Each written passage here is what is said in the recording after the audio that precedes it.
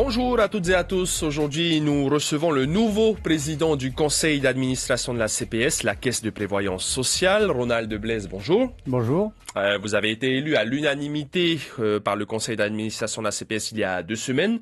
Vous devez honorer un mandat de 2 ans. On l'a vu ce week-end, l'actualité, Emmanuel Macron a été élu président de la République. On sait que la dotation globale d'autonomie a été rétablie sous François Hollande, près de 10 milliards par an. Est-ce que vous êtes confiant quant au maintien de cette DGA sous Emmanuel Macron?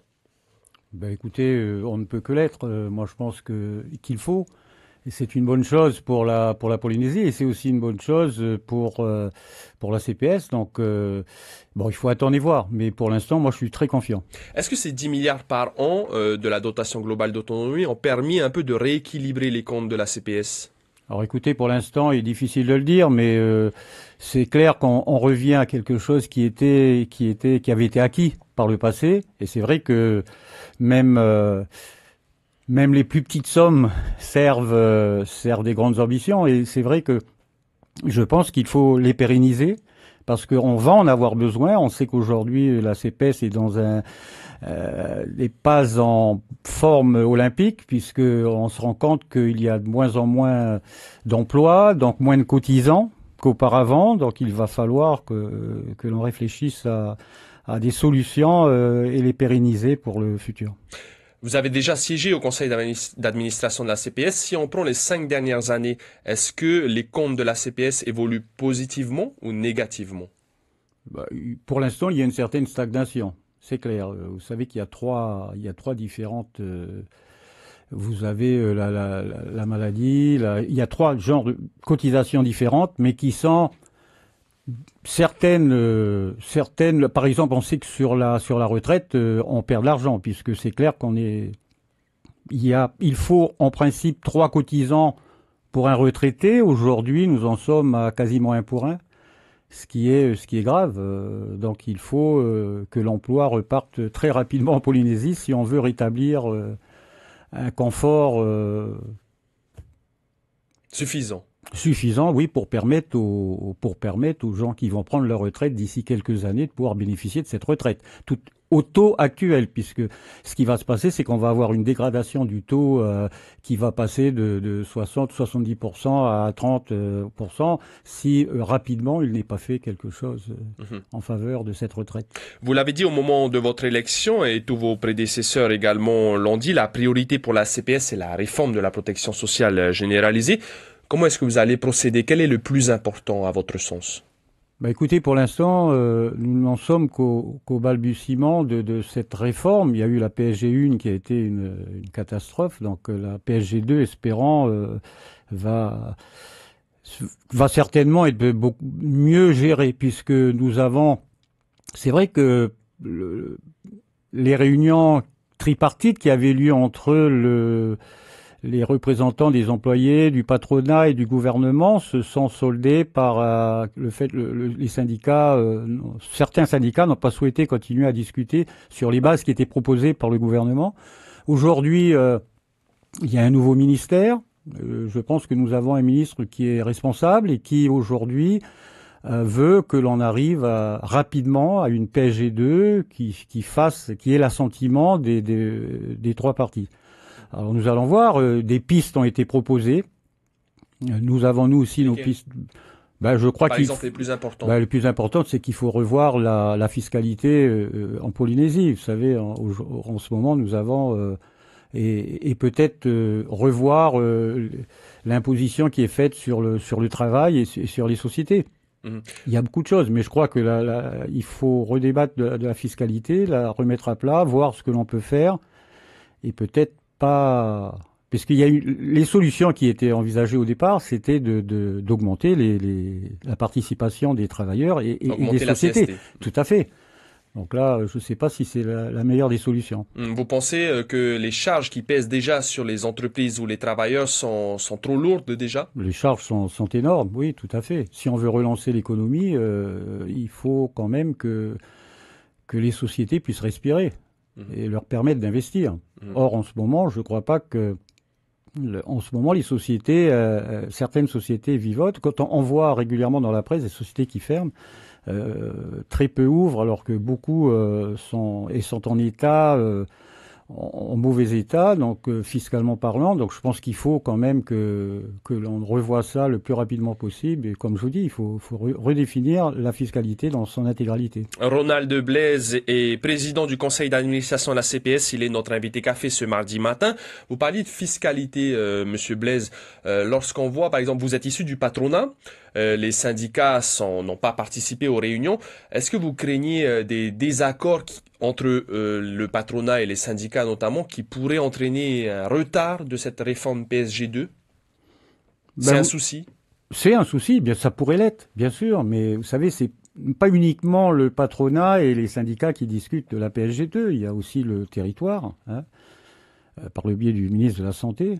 Et donc c'est important que des solutions soient trouvées entre les trois parties. Mais c'est pas uniquement le patronat et les syndicats. Je pense que, vous savez, nous sommes bien souvent sur la même longueur d'onde, puisque nous représentons le travail quand même. Nous sommes les forces vives du territoire. Donc nous avons, voilà. Et après, il faut par contre que qu'il y ait une ligne d'entente avec le territoire, qui quand même est le donneur d'ordre. Hein. C'est le territoire quand même qui gère la CPS. Et donc derrière, il faut à tout prix que nous ayons cette tripartite se mette en place et que nous soyons tous sur la même longueur d'onde. Ça, c'est vrai. Monsieur Blaise, pour mettre les choses à plat, pour la CPS, donc qui récolte de l'argent à travers des taxes, la CST, les différentes taxes, TVA, etc. Du moins l'argent qui est récolté dans le tronc commun. Il n'y a pas vraiment de regard de suivi sur la répartition des fonds. C'est quand même plusieurs dizaines de milliards qui sont gérés par la CPS. Est-ce que c'est un problème pour vous? Non, alors sur la CPS, vous savez, il y a 24 administrateurs à la CPS, donc nous avons quand même une vision très claire où va l'argent. Nous savons ce que nous dépensons, nous avons des tableaux qui sont fournis, nous avons un conseil d'administration quasiment tous les mois, et tous les mois, nous débattons, nous parlons bien sûr de la répartition de cet argent. Il y a des commissions qui ont été faites spécialement pour aller dans ce sens. Mais nous savons où ça va. Le problème, c'est que c'est vrai que nous n'avons pas un contrôle intégral sur, par exemple, sur ce que nous payons ou voilà, dans ça, par exemple, envers pour citer un exemple, le CHT par exemple. Voilà, le CHT a une dotation globale de X milliards. Et il la gère comme il veut. Et il la gère, voilà. Et nous n'avons pas un regard. Par exemple, auparavant, nous ne sommes que 2 représentants au conseil d'administration du CHPF et jusqu'ici, leur demander avoir une lisibilité sur la gestion du CHPF n'est pas évidente. Une question rapide. Est-ce que vous pensez que la réforme de la PSG2 va intervenir avant l'élection territoriale de 2018? Le président l'a promis. Il disait, je l'ai entendu il y a quelques semaines, il disait... Mais une vraie réforme? Ben oui, il faudra que ce soit une vraie réforme de toute manière. Parce que dans le passé, on parlait de mesurette, entre guillemets. Tout à fait, non. Là, je pense pas que ce sera une mesurette. Je pense que l'intégralité des personnes concernées par cette PSG2 sont conscients qu'il faut aller dans le fond. Il y a une grosse réforme à faire. Je suis sûr que le territoire a pris ça à bras-le-corps. Nous allons également participer et il faut absolument. Le président disait tantôt, je pense pas que ce soit lié à l'élection. Il faut le faire. Il faut pas non plus le faire à la va-vite. Il faut bien le faire pour ne pas retomber dans le travers de la PSG1. Donc il faut pérenniser quelque chose qui va permettre à la CPS d'avoir une lisibilité à long terme. Une dernière question, une information de nos confrères de Radio 1, les 11 millions d'indemnités pour Régis Chang qui part à la Socredo. Est-ce que vous ne trouvez pas que c'est inapproprié en période difficile?